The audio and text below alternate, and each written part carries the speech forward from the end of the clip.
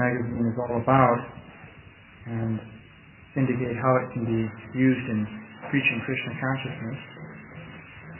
So I thought that to do this, it would be good to provide some background information on the Bhaktivedanta Institute, so to indicate what the Bhaktivedanta Institute was really intended to be by Srila Prabhupada.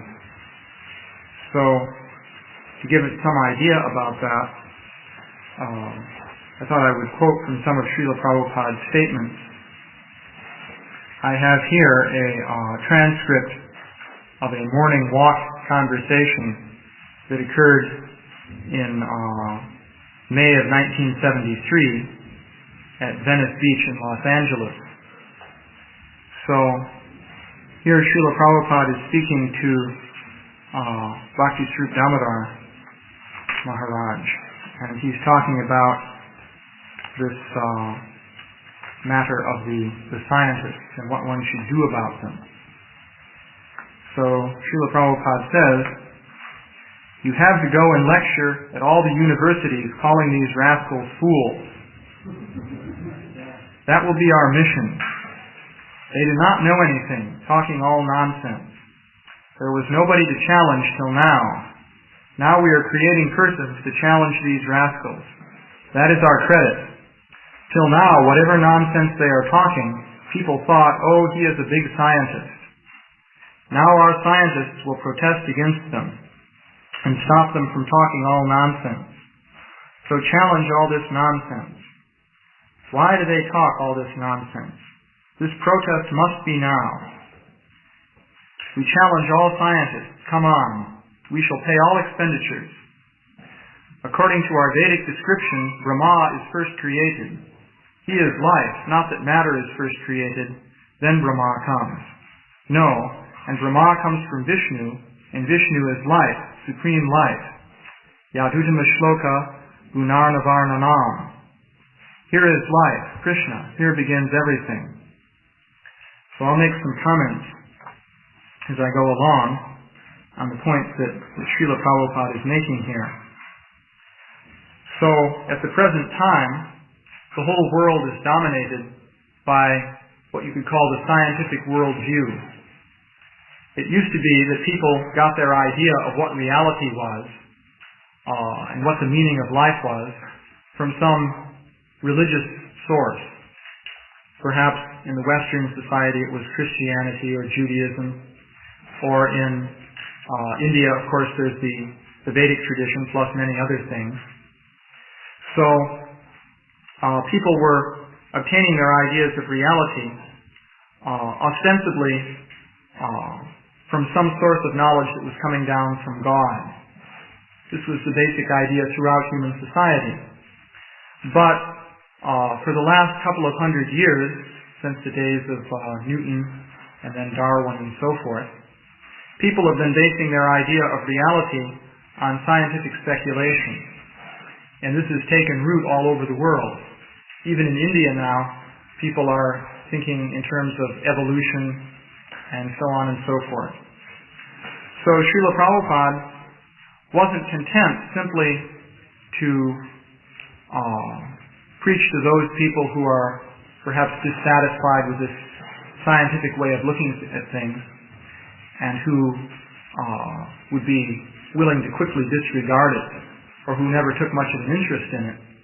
But he wanted to actually eliminate this system of atheistic philosophy from the human society, because everyone is being led astray by this atheistic teaching. So he wanted to go directly to the source, to the scientists themselves, and publicly make a very strong protest and actually defeat these atheistic ideas. So here Srila Prabhupada sums up the Vedic position. Said here, the whole world is running on a false theory that life is born out of matter. We have to defeat this rascal theory. So that's the point. That the whole world is actually under the influence of these atheistic theories. This is what people largely are believing these days. Srila Prabhupada says, In all respects, we have to prove that life does not come from matter. Matter generates from life. So this is not a theory, this is a fact. Now we have to prove it. Then the whole program of this rascal's theory will be changed, and people will be happy.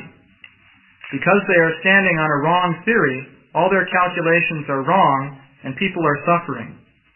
So, a basic point that Srila Prabhupada stresses is that we have to show that life is not material.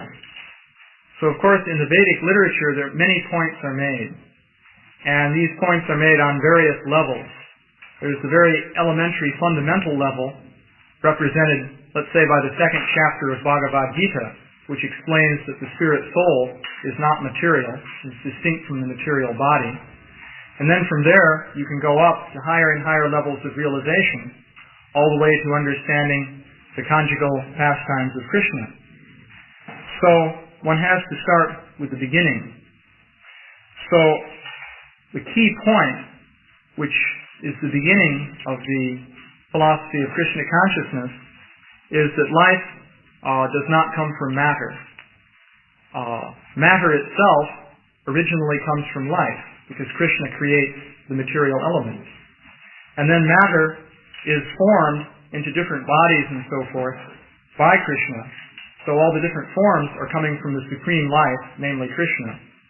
And why are these bodies there? Well, they are vehicles for the spirit souls, which are the actual living entities. And the spirit soul is the real life within the body. It's not the body itself. So this is the starting point for the philosophy of Krishna consciousness. And Srila Prabhupada wanted us to start to establish this very fundamental point. He makes an interesting statement here.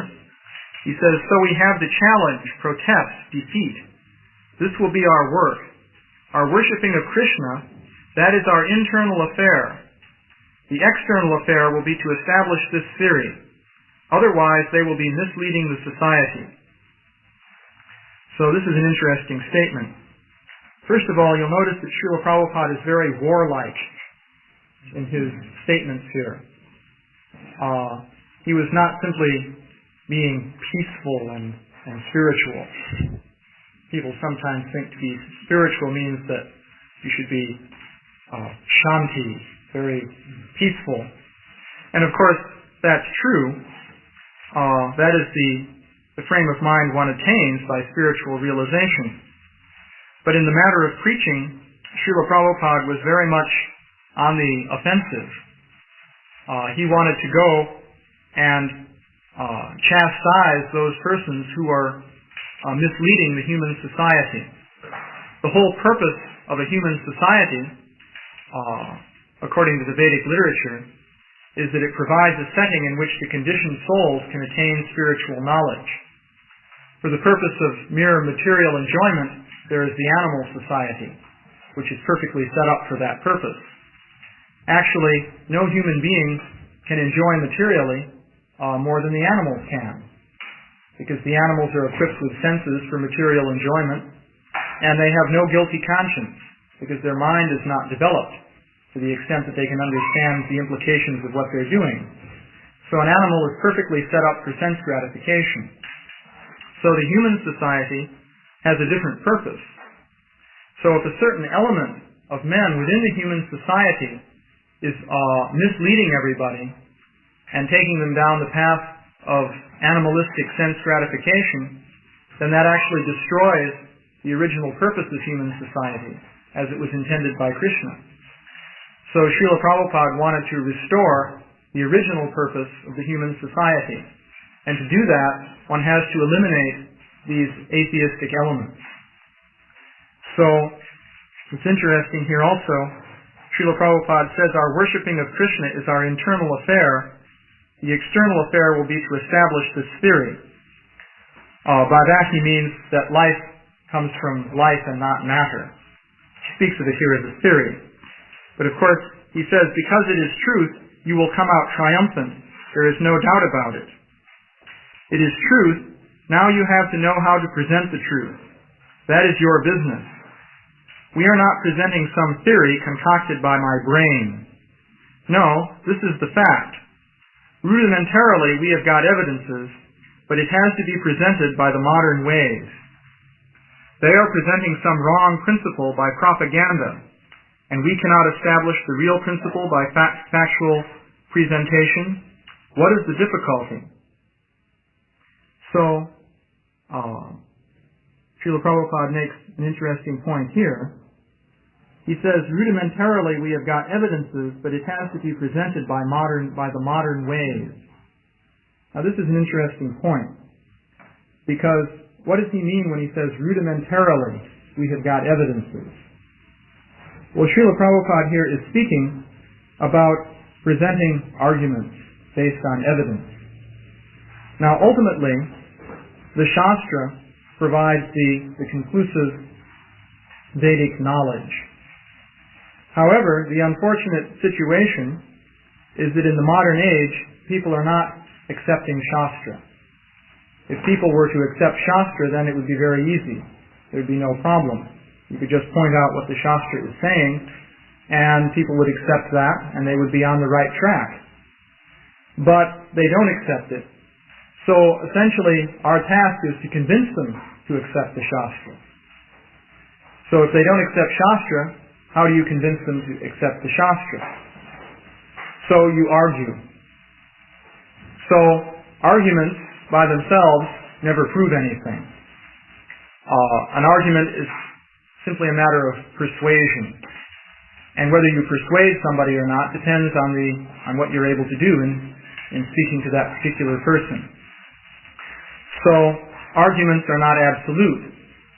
But nonetheless, to bring people to the point of accepting the absolute source of spiritual information, when they're in a state of ignorance and they're not accepting this absolute knowledge, one can try to persuade them with arguments. And so, Srila Prabhupada wanted us to do that, and Srila Prabhupada himself was always presenting arguments. So when he speaks of rudimentarily we have got evidences, he is speaking of the very simple and straightforward arguments that you can make to argue that life is not material and that God must exist. There's the basic argument from design, which Srila Prabhupada was always presenting. According to this argument, you point to the different evidences of design in nature. The fact that the sun always rises at a certain time and sets at a certain time. The fact that the different elements are adjusted to provide for life. The rain is falling in a regulated amount. In the living body, there are so many different organs arranged systematically. So all these things point to some supreme intelligence which is creating the whole system. If we look in human society and we see some factory in which various processes are going on, we know that this isn't just happening by chance or by matter just coming together according to the rules of physics or chemistry, but we know that some intelligence is behind it. So similarly, if we look at the world as a whole and we see all this organization within the world, we can infer that there's some intelligence. So this is a very old argument. People all over the world have presented this argument since time immemorial. Various Christian scholars have presented it, for example, for many centuries. And Srila Prabhupada also used this argument. For example, I remember after the first Rath Yatra in New York in 1976, in Washington Square Park, Srila Prabhupada gave a lecture, and the entire lecture was based on this argument from design. Srila Prabhupada was very simply stressing this point, that there's so much order that you see in nature, so there must be some supreme controller. Because the idea that there's a supreme intelligence in nature is a basic starting point for coming to the point of appreciating Krishna conscious philosophy. To begin to appreciate Krishna, you first have to at least think, well, there must be some God who's actually created everything. That's the starting point. And in fact, in the Bhagavatam, the starting point for God realization, which is described there, is the appreciation of the Lord's universal form. It's stated that a materialistic man can come to a point of beginning to appreciate God by worshiping the universal form. So what does that mean? What do you do when you worship the universal form? Well, essentially it means looking at nature and seeing how everything is coming from a supreme intelligent cause. So, Srila Prabhupada says, rudimentarily we have got evidences. So, on a very simple level, this argument can be made. But nowadays, people have become very sophisticated, and they're very proud of this. They think, now we've made great advancements, see how wonderful we are. And they don't know that this sophistication is actually a trap which is binding them. Ravindra Swarup once made the interesting point that an ordinary man in the street may have 2 or 3 basic reasons for being in Maya. But a philosopher with a university education has an entire, elaborate, sophisticated system full of thousands of reasons for being in Maya. So it's hard for him to get out of Maya. He has built a very elaborate cage and locked himself into it. Actually, the analogy is made to a caterpillar which wraps itself in a cocoon, and then it can't get out. Of course, later it gets out and turns into a butterfly. But similarly, the modern scientists have built this elaborate structure which is actually a trap, which is very hard to get out of. So therefore, Srila Prabhupada says we have to present this case in terms of modern knowledge, so-called knowledge. The whole objective here is not that we are going to prove Vedic conclusions on the basis of the scientist's speculations. Arguments based on sensory data actually never prove anything. Only in mathematics do you have such a thing as proof by argument. But mathematics is all theoretical. It never comes in touch with actual reality, because it all deals with postulates which one imagines within the mind. Science deals with actual reality, but there's no real proof of anything when it really comes down to it. Actually, if you study various arguments, you quickly learn that for every argument there's another argument. And of course for that one there's still another argument, but it never ends. So the idea is to persuade people to seriously consider some of the basic elementary points of Krishna consciousness, so that then they can come to the point of accepting absolute knowledge. Ultimately, people have to come to the point of surrender. And Krishna says in the Bhagavad Gita that a jnani who is trying to attain knowledge through the power of his own mind and senses, after many, many births, will eventually surrender to Krishna. When he actually attains knowledge of Krishna, that will be because he surrendered, not because he manipulated his mind with such great dexterity. But the point is, as long as he's dedicated to learning everything through the manipulation of his mind and senses, he's going to keep doing that. So how can you bring him to the point of surrender? So, one can do that by persuading the person that, look, first of all, you're not your body, which means that what you really are is a mystery beyond anything that you know. So wouldn't it be nice to understand the basis of that mystery? And secondly, this universe is not just an arrangement of matter that we can measure and dissect and pry apart, but it's coming from some higher intelligence which is totally beyond us. So wouldn't it be better to approach that intelligence and somehow find out what that intelligence has to say about the universe? So the idea then is to bring people to the point of surrender, to the point of approaching this higher intelligence. So Srila Prabhupada says here, so you protest, write books, you are a scientist, prove scientifically, that will be your laurel of taking the doctorate degree.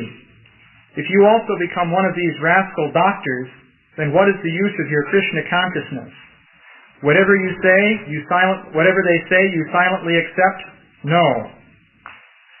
So, Srila Prabhupada is making the point for those devotees who have scientific background that if you don't use your scientific background to protest against these atheistic theories, then you're as bad as they are.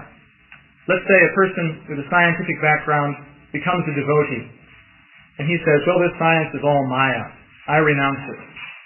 I'm just going to chant Hare Krishna. And I'm simply going to, concentrate on Krishna consciousness. Never mind all this science. Well, what Srila Prabhupada is pointing out here is essentially that is an example of false renunciation. Actually, a basic principle of this movement is to use material things in Krishna's service. Of course, one has to be careful about that. We don't use butcher's shops in Krishna's service.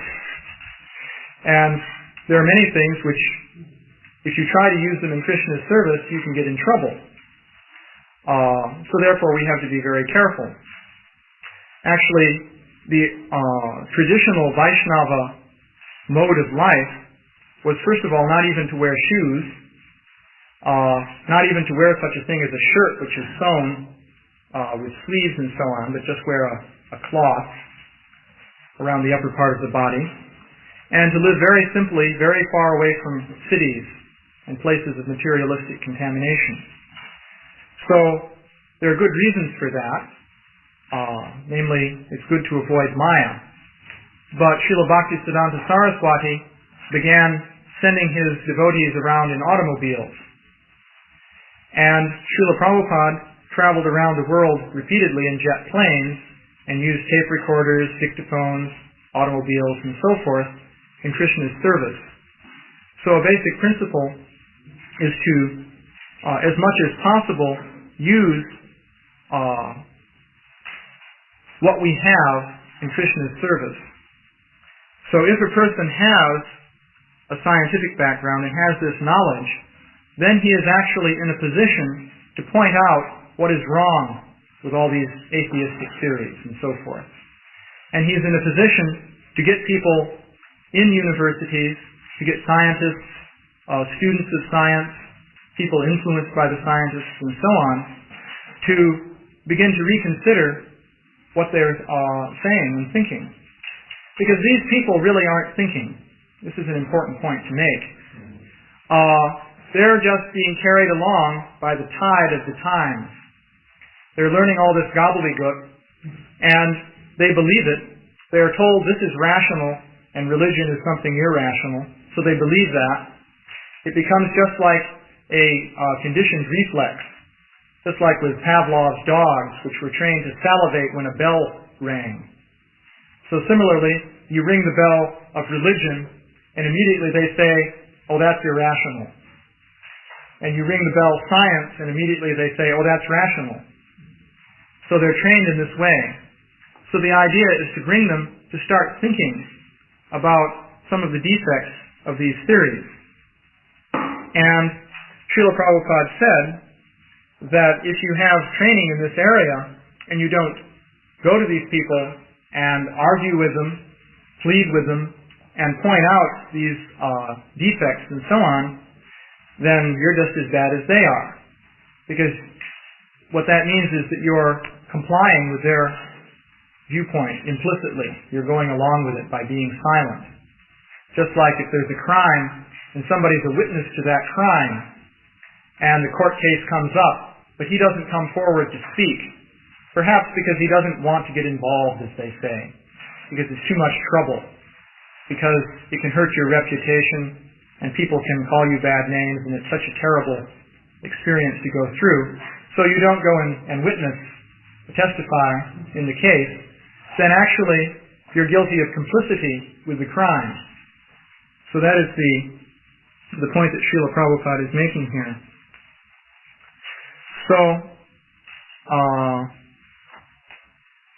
and Srila Prabhupada makes some rather strong points here. Why should this be tolerated? Don't be a doctor of chemistry like one of them. Be really a doctor of chemistry. He's talking to Srup Damodar, who's a chemist. They must accept our viewpoint, and so on. Make a plan how to meet them, how to defeat them, catch them on their throat. We are not ordinary so-called swamis and sadhus. We are going to give to the world something which they forgot, and so forth. Well, otherwise, if you sleep only and take doctorate title, what is the use? You have to fight against these rascals. Make your soldiers party and start fighting against these rascals. No more tolerating, no more silence. Some of them are taking that this is a Sankirtan party. We are a Sankirtan party undoubtedly, but they may not think that we are sentimentalists. They must know that we are scientists. So Srila Prabhupada is pointing out that it should not be regarded that we are just religious sentimentalists, or that we are, for some reason, following some ancient system of, well, what shall we call it, religion out of sentiment. And because we are sort of detached from reality, not in tune with the modern world. But Srila Prabhupada says that they shouldn't think that we are just sentimentalists. They should think that we are scientists. So, these are some basic points, and one can go on in great detail, making similar points. So this Origins magazine is one part of this general effort to defeat the scientific theories and establish basic fundamentals of the philosophy of Krishna consciousness. The idea is that the people, especially college students, engineers, people with a scientific education, are steeped in various modern theories. For one thing, there's Darwin's theory of evolution. Then there's the Big Bang theory of cosmology that says the whole universe sprang out of nothing with a bang. There's the basic idea of reductionism, according to which everything is to be explained in terms of chemistry and physics. A human being is nothing but a collection of chemicals. We evolved by a Darwinian process from randomly distributed molecules which sprang out of the void in a big bang. So in all of this, there's no God and no soul and so forth. So people are very much trained up in this mode of thinking. And of course, these theories change as time goes on. They're always in flux. That's one of the, in a way, the strengths of the scientists. So the purpose of the Origins magazine is to start on the level of popular appreciation of these various atheistic theories. Specifically the level of popular magazines like Omni and Science 85, Discover, Science Digest, and so forth. And starting with that level of presentation, begin to make points showing, number one, that these theories are really not so airtight. They are full of many different kinds of defects. And then making the basic point that, number one, there's good reason to think that there must be some designer behind the universe. This basic argument from design is there. We want to present it in terms of the specific ideas of the scientists themselves, and also to show that there's more to the body than just chemicals. We want to argue that consciousness is something non-material, and we want to point to the existence of the spirit soul. And finally, having established material arguments for making some of these basic points, we want to outline fundamental ideas of the Bhagavad Gita in modern language, using the vocabulary that people are accustomed to, so that they can begin to think about these things.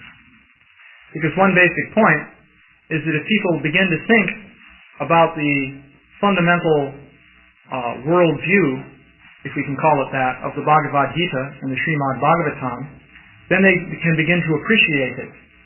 And if they begin to appreciate it, then gradually they will take an interest in learning more.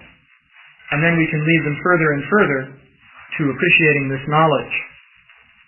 So in subsequent classes, I will go into more specific detail about the Origins magazine. I can discuss some of the specific points that are made there in the various articles. So it's already 6 o'clock, so I won't go into that today. Are there any questions or comments that anyone would like to bring up right now? Yeah? I know that in electricity, with all the theories that have for electronics are all based on mathematics. So when they're talking about scientific theories, like biology or science of biology, how do they base it? Is it on mathematics or is it something different? Well, the basis of all modern scientific theory is mathematical modeling. Now, in some areas of science, they've progressed further along these lines than in others. Traditionally, physics was the first area which was developed mathematically. This started actually with Galileo. And then Newton developed it on a very big scale with his Newtonian mechanics. And after Newton, mathematics became sort of the basic reference point for scientific thinking. The idea was that everything has to be explained in terms of mathematics. Now, in biology, however, it's very difficult to apply mathematics because one is dealing with very complex systems. So, biology, for many years, was mainly descriptive. That is, scientists would just look at living organisms and describe what they saw. They would look at cells under a microscope and describe the nucleus and the different structures that they saw there. And mainly, they would just give verbal descriptions and then try to give explanations of how they thought everything was working and so on. However, as time has passed, the scientists have tried to make biology more and more mathematical. In fact, I've been working in this area called mathematical biology.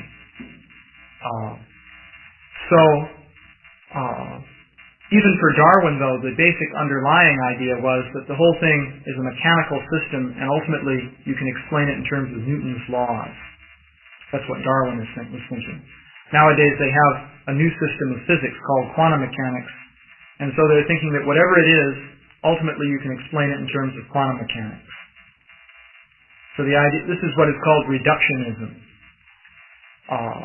The physicists come up with certain ideas as to what matter is, and then an attempt is made to reduce everything down to matter as conceived of by the physicists. So that's their approach. In Origins, do you actually go over down to the mathematical level and see what's there? Well, in Origins, we do not deal with anything that you would call technical, that in the mathematical sense. Essentially, in the Origins magazine, there are no highly technical arguments at all, and there's no mathematics. We present arguments, as I was saying, on the level of the popular science magazines. That is, we present the kind of argument that is presented there, which is simply verbal arguments of different kinds. However, we are talking, to some extent, about mathematical models. I'll just mention briefly.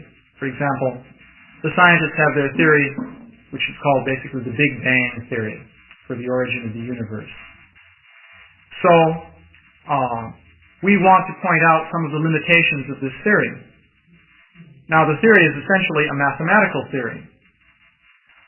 It is based on two things, namely Einstein's general theory of relativity, which is one mathematical theory, and quantum mechanics, which is another theory. So, just to give an example, one point we make in the magazine is that if you're going to make one theory of reality, because there's only one reality, so you need one theory of it for that, then that has to be a complete unified theory. All the different parts have to fit together consistently. So it turns out that the general theory of relativity and quantum mechanics are incompatible.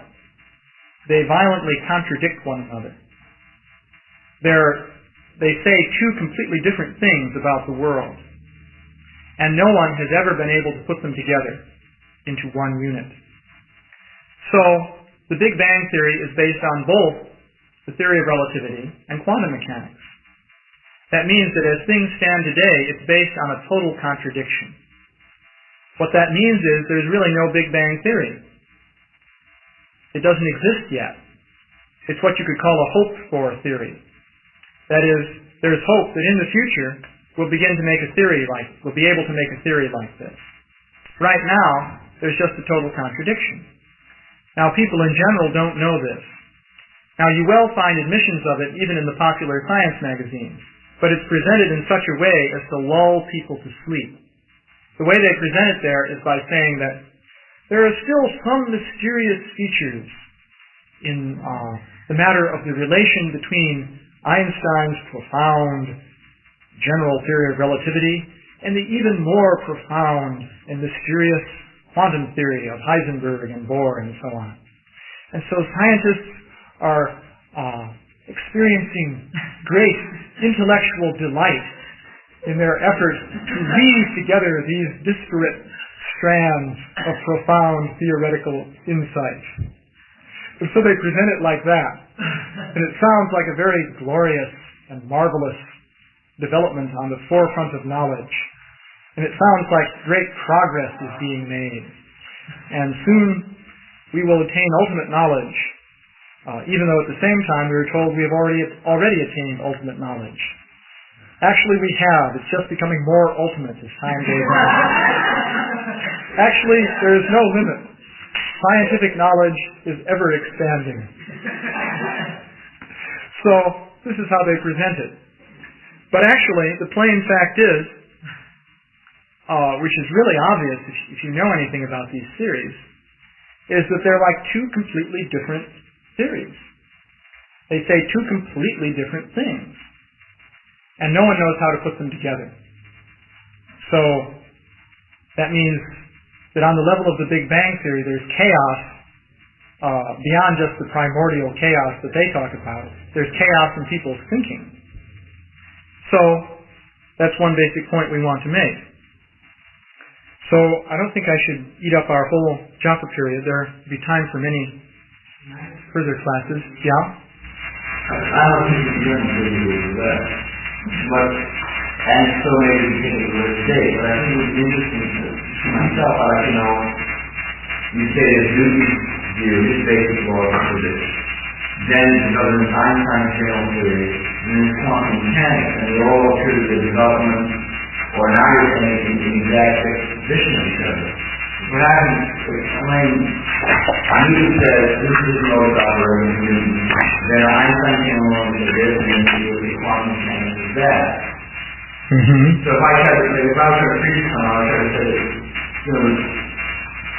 the Big Bang is based on, they try to put atoms and oranges together and it's confused. I have to expand on that. It will say because quantum mechanics is like this, and Einstein's theory is like this. Right. Can that be done in a brief summary, which for the language? Well, it can be done, although, I think some basic points can be made.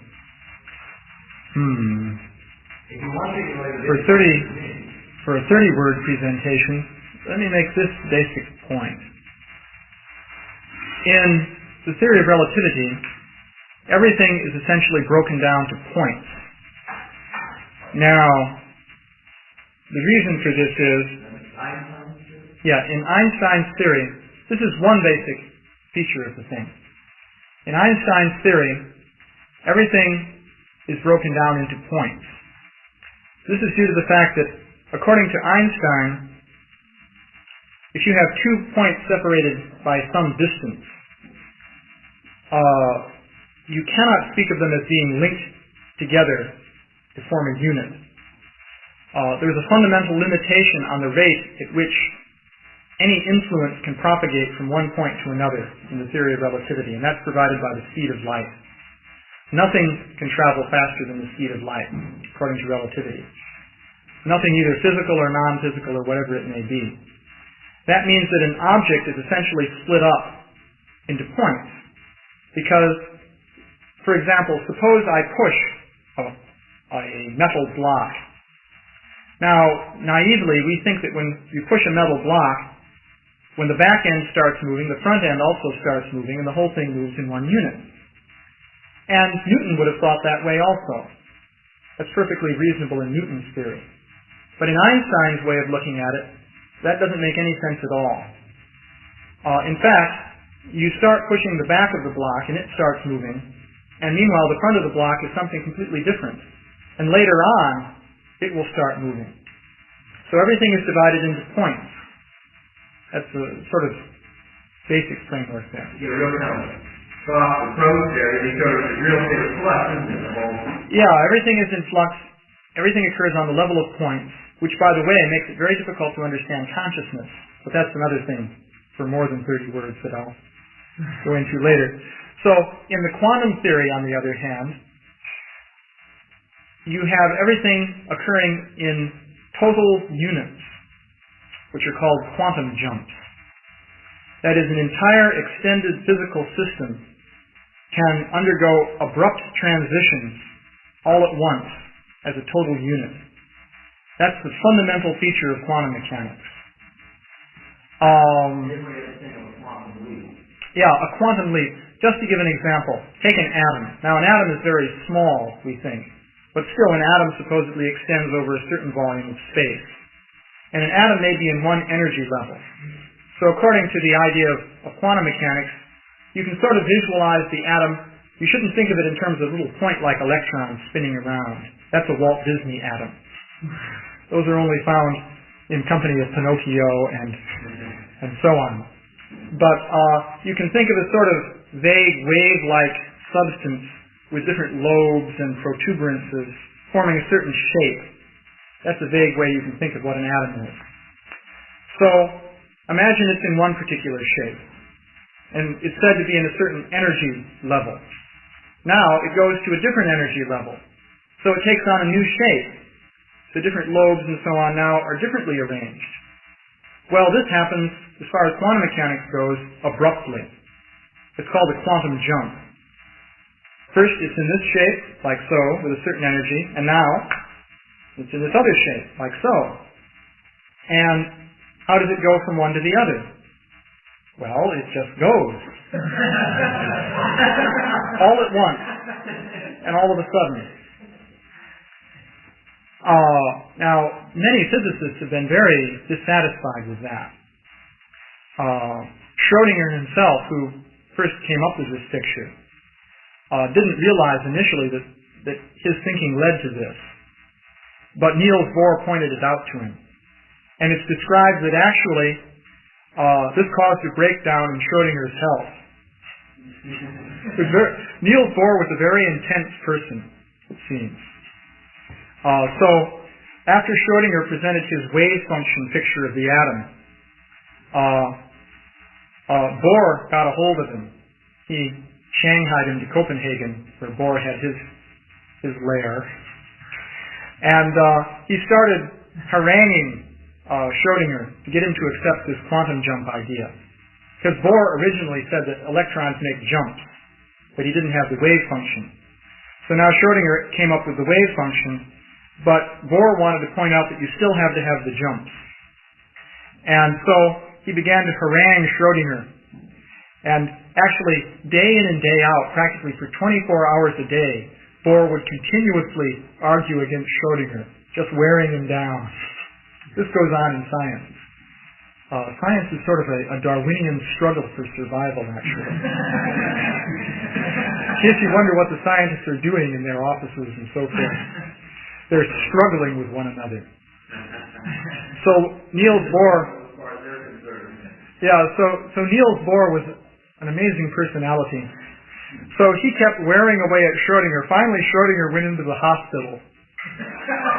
This actually happened. Of course, it's just a coincidence that he came down with the flu or something, But he was laying in his hospital bed, and Bohr would sit there beside his hospital bed, still arguing away. And so Schrodinger is reported to have said that if I knew that that I would have to deal with this damned quantum jumping, I never would have had anything to do with the quantum theory. But anyway, it turns out that logically, the way the theory is set up, in the quantum theory, you have a whole extended situation in space, which is in a certain state, and all of a sudden, the whole thing changes at once into a completely different situation. So that is a situation totally different from what Einstein is saying. Now it turns out, just as evidence for the reality of this conflict, Einstein himself never accepted quantum mechanics. And that's no coincidence, because of course Einstein liked Einstein's theories. And he was totally convinced that his theories were fundamentally right. And he knew that the quantum mechanical theory totally went against his theoretical viewpoint. So he never accepted it. There's more to this than just the idea that God doesn't play dice with the universe. That's part of it. Because when these quantum jumps occur, they occur by chance. That's another interesting feature of the quantum theory.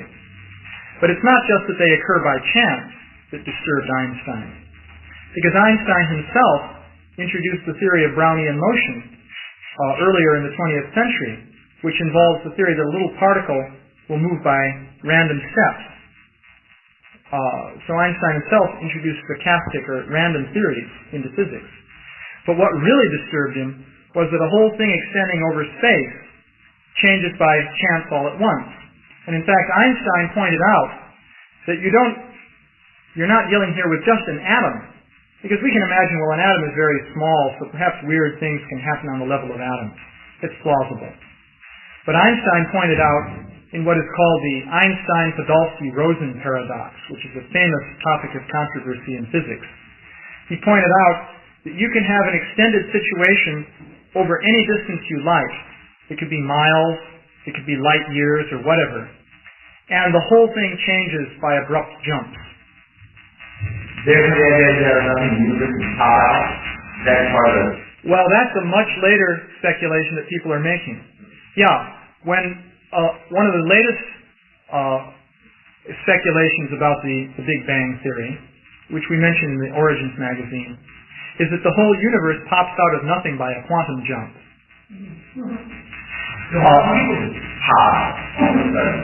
Like when we sing off the building of the speaker right next to you. Well, it could happen. Actually, according to their theory, you know what could happen? Well, that could happen too. But here's what could happen according to their theory. You see that, well, we can go on obviously and completely use up the Joppa period. But you see, the idea is you can have nothing without even time or space, and something can pop out of it by a quantum leap. And similarly, right here, another whole universe could pop out, but if it did, that would be the end of us, because it would be like the ultimate atomic explosion. We'd be just wiped out. If the universe popped out right here, let's say, it'd be very improbable. But given eternity, it can happen. So, lately, in recent years, they've been trying to put together speculations like this. But this is a more recent development. For example, a Russian named Vilenkin is very fond of this idea that something pops out of nothing. But the original conflict between relativity and quantum theory, though, is that in the quantum theory, you can have something even extended over miles, and the whole thing can make an abrupt quantum leap into something different. Whereas in the theory of relativity, it's hardly possible.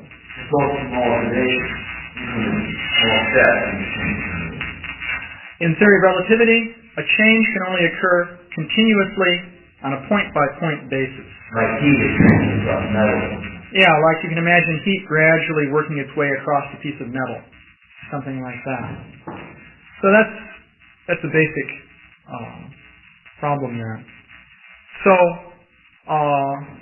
you see, people in general don't learn about these controversies in physics. Most physicists don't appreciate the controversies because physicists are trained up not to think about these things. This is actually a fact. See, physics is exceedingly complicated. There are oceans of mathematical equations that you have to plow through. So in studying physics, you can entirely devote yourself to learning how to manipulate these equations without even for one moment asking yourself what it all means. In fact, even if you spend a lifetime delving through these equations, you can't get through them all. So you can become a professional physicist with a PhD and so on, and you can teach courses at a university for 20 years without even once thinking for one moment about what it all means. It's possible. And you can argue, in fact the argument is made, well look, all these discussions about what it all means have never led anywhere in the last 50 years, or 80 years now practically. So we have no time for that. We're interested in research. And so, and research means, looking at the energy levels of potassium crystals or something like that, and delving into that ad infinitum, learning more and more about less and less, as they say. So, in science, there's a tendency for the scientists to become exceedingly narrow specialists. One scientist will know practically everything there is to know about tunneling in superconductors, but he won't know practically anything about anything else. With this kind of narrowness, even the scientists themselves become oblivious to some of the real problems in their own theories. The scientist who knows everything about the semiconductors will get his general ideas about science the same way that the ordinary students do in the university. Namely, they'll read some article in Scientific American or something like that and just get a general idea.